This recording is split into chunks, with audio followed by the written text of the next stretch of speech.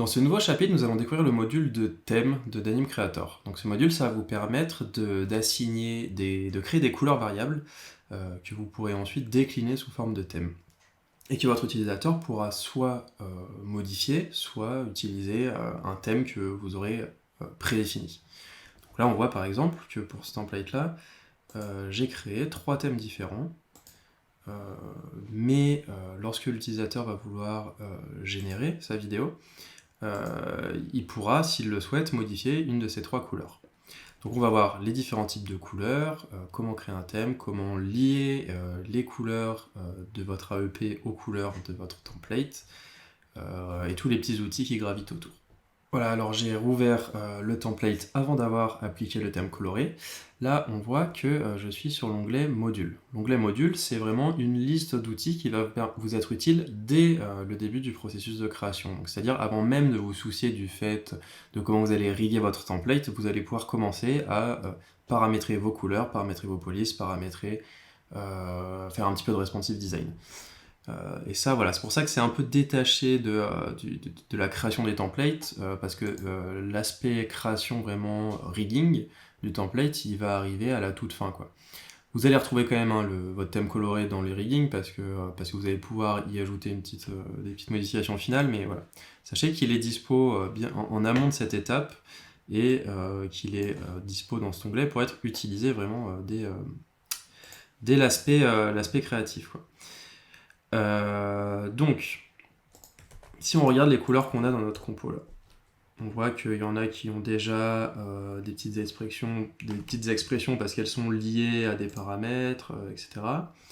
Mais on en a aussi un paquet qui sont un peu orphelines. Voilà, toutes celles-là, elles ont toutes la même valeur, quoi, mais elles sont toutes, elles sont toutes indépendantes. Donc il va falloir dans un premier temps venir synchroniser tout ça. Lier tout ça pour les lier à des paramètres globaux. Donc Creator, lui, dans un premier temps, il vous permet, avec Create Comp Controllers ici, de chercher dans votre composition chaque couleur, toutes les couleurs différentes. Donc il va trouver ici qu'il y a du blanc, du bleu très foncé, quoi, un peu de jaune et du jaune un peu plus foncé. Et il va créer des contrôleurs. Donc on teste, Create Controllers. Voilà, il m'a créé un cal qui s'appelle Denim Colors. Et il a créé 4 paramètres avec des noms un peu super longs, mais c'est pour être sûr qu'ils sont uniques. En gros, ça permet d'identifier la couleur. Après, vous pouvez le renommer comme vous voulez. Couleur, on va faire couleur 1. Ça sera un petit peu plus 2. Hop.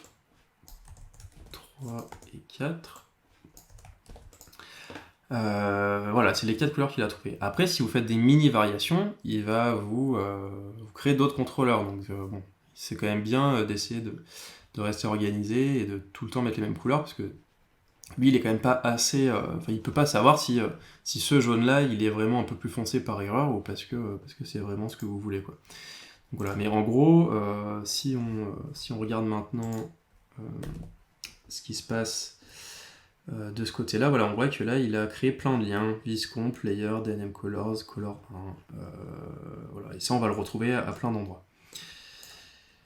Maintenant qu'on a ça, on va venir lier ces paramètres, donc on appelle ça les paramètres locaux de la composition. On va lier ces paramètres à des paramètres globaux à l'échelle du thème. Alors là, on n'a qu'une compo, mais il faut imaginer que les thèmes colorés, on va aussi les utiliser à l'échelle d'un template qui peut avoir plusieurs compositions, qui est avec un rigging en mode avancé. Donc c'est pour ça qu'il faut bien dissocier ces 2 étapes. Donc on va créer un thème, New Theme, et là, on voit qu'il m'a créé une compo qui s'appelle DNM Master Properties. Et dans DNM Master Properties, j'ai un cal qui s'appelle DNM Theme Controllers, avec un premier paramètre couleur qui s'appelle Main Color. Si je crée une autre couleur, hop, il va me créer un autre Secondary Color, etc.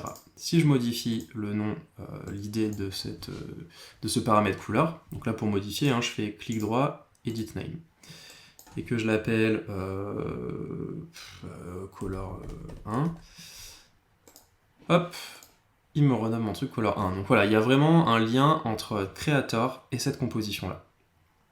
Cette composition d'NM Master Properties, il ne faut pas trop aller modifier les trucs dedans, parce que sinon Creator il peut être un peu perdu. Principalement ce thème-là, qu'il ne faut pas venir modifier, notamment DNM Theme Metadata, c'est un truc dont il va se servir en interne pour que tout fonctionne bien.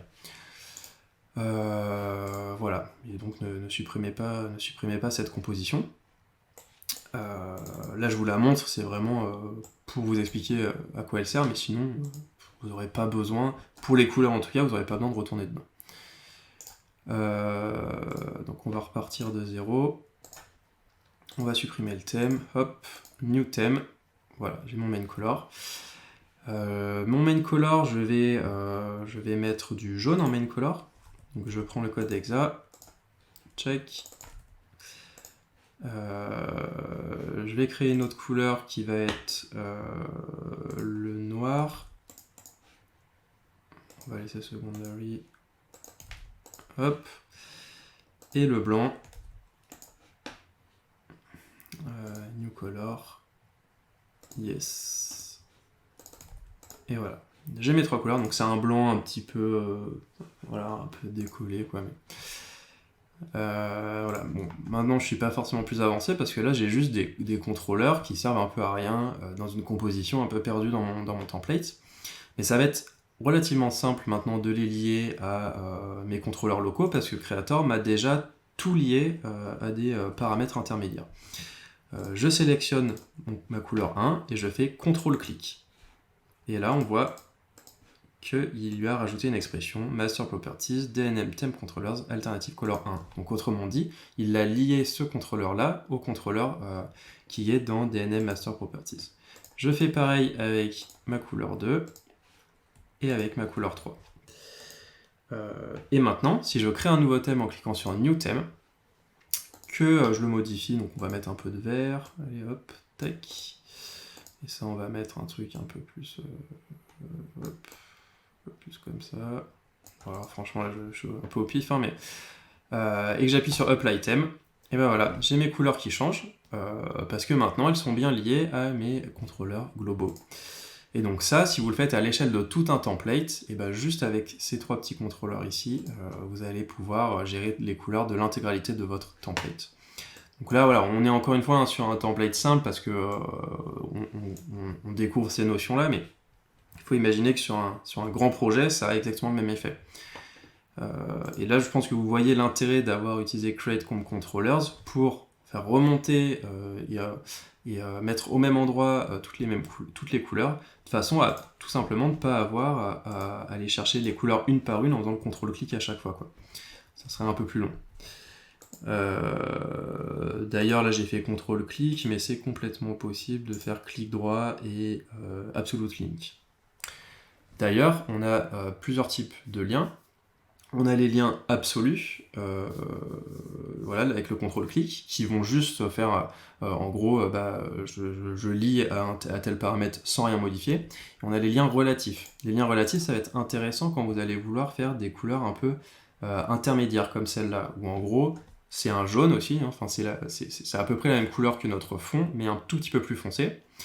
Et bien là, plutôt que créer un autre contrôleur, ce qu'on pourrait faire, hein, on sélectionne notre couleur, on fait new color déjà pour commencer.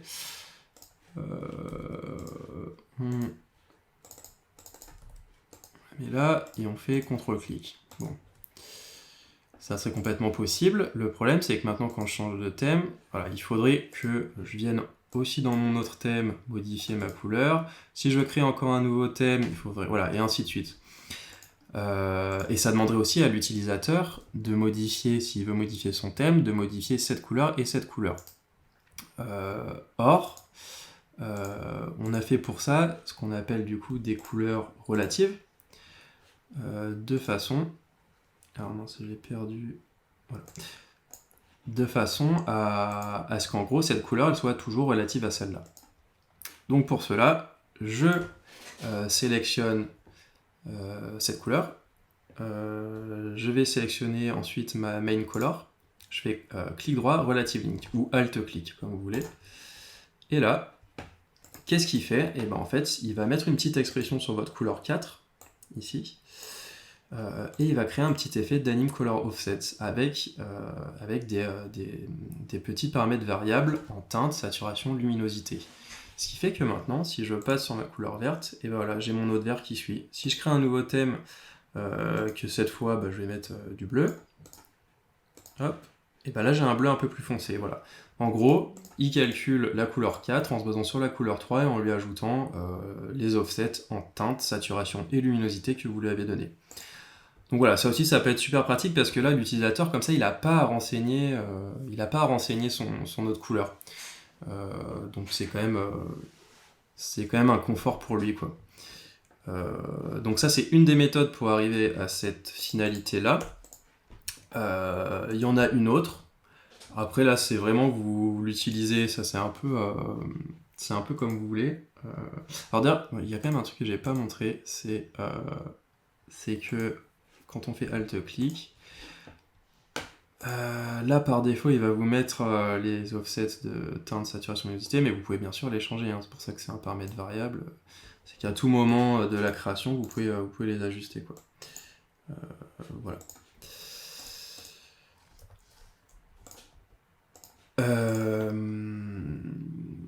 Donc voilà, là l'intérêt c'est que l'utilisateur ne voit pas cette couleur, il n'a pas à l'éditer. Maintenant il y a une possibilité intermédiaire, c'est que l'utilisateur il va quand même voir cette couleur sur son formulaire de génération, mais par contre il va pas avoir besoin de la modifier.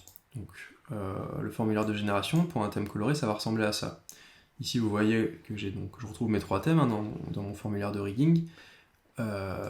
Et je peux switcher entre les thèmes que j'ai prédéfinis. Et l'utilisateur, s'il souhaite modifier les couleurs, il fait Use my own theme et il peut venir modifier lui-même ces petites couleurs. Maintenant, si on a envie qu'il puisse voir quand même les couleurs par décalage, on peut le faire, sans lui laisser le choix de le modifier. Hein. On peut le faire en allant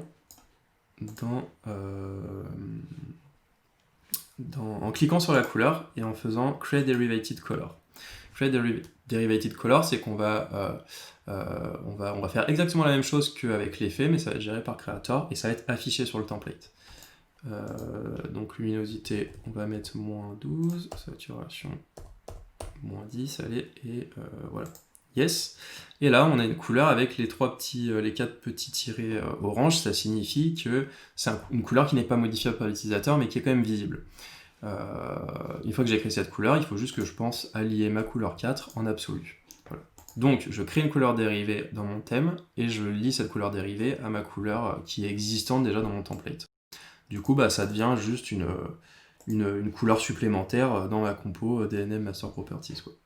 En fait, c'est juste qu'au lieu de faire cet effet relatif dans votre composition locale, vous la faites dans votre composition un peu de métadonnées, quoi. Et là, on voit qu'on a une expression avec un offset ici. Voilà pour la partie un petit peu comment ça marche derrière, si ça vous intéresse, quoi. Et c'est un petit peu plus optimisé si vous faites si cette couleur relative elle est souvent présente, autant la mettre dans votre thème parce que comme ça vous n'avez pas à chaque fois à remodifier le pseudo-effect, le lien relatif, vous pouvez le modifier directement depuis ici, quoi. Et ça affectera toutes les couleurs présentes à tous les endroits de votre template. C'est centralisé, quoi. Et voilà, et du coup, comme je le disais, l'utilisateur, il la voit cette fois, cette couleur, il peut juste pas la modifier. Voilà, il sait qu'elle est présente en tout cas, et il la voit ici, quand il revient, il verra sa couleur. Donc ça peut quand même lui indiquer, des fois lui dire, ça matche pas très bien ces deux couleurs, voilà. Enfin, ça peut un peu l'aider. Enfin, vous pouvez bien sûr modifier le nom de votre thème, qui sera affiché en tooltip sur Creator. Donc voilà, vous pouvez l'appeler Green Theme, Cold Theme, etc. Donc pour ça, hein, vous faites juste ça, quoi. Tout comme vous pouvez aussi modifier le nom des couleurs. Hein. Là, il y a l'idée, ça c'est le truc interne dans Creator, mais vous pouvez aussi modifier le nom qui est affiché à l'utilisateur. Et vous pouvez créer des static colors. Donc ça, c'est des couleurs qu'on va peut-être utiliser un peu moins souvent, mais c'est un peu des couleurs qui vont jamais changer. Donc par exemple, plutôt que créer cette couleur là, cette alternative color 1, qui a priori va pas souvent changer, c'est une couleur blanche, on peut se dire que c'est une constante entre les thèmes, plutôt que la mettre en modifiable, vous pourriez la mettre en statique. Vous supprimez ça, delete, hop, donc elle va se virer de tous les thèmes.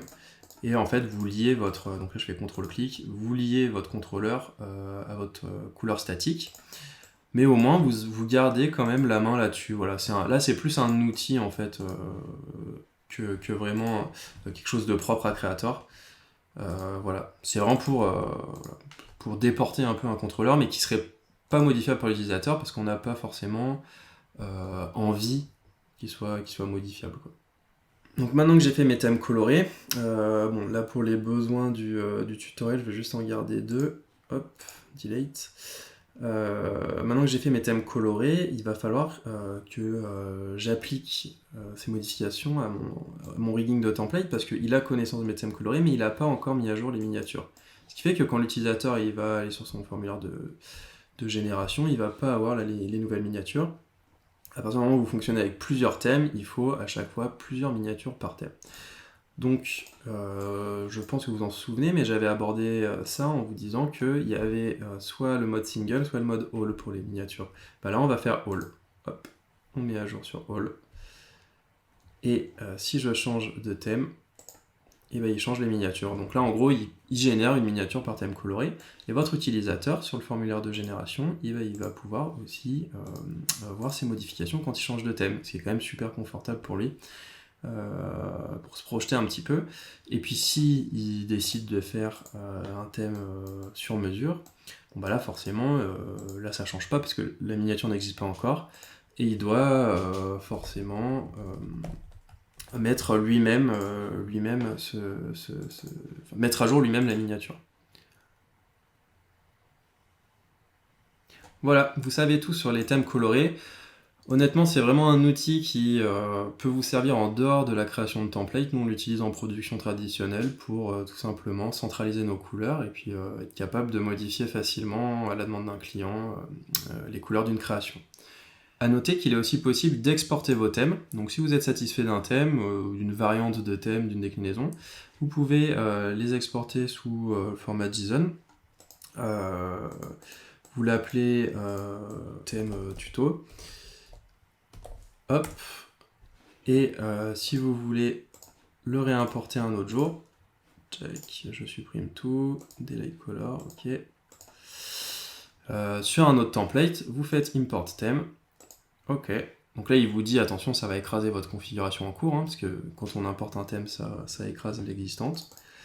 Et voilà, il recrée le thème. Dans le prochain chapitre, on va aborder le module de fonts qui nous permet de centraliser les styles de texte et de permettre à l'utilisateur de modifier telle police pour les titres, pour les sous-titres, pour les paragraphes, suivant ce que nous on a prédéfini dans notre template. On se retrouve dans le prochain chapitre.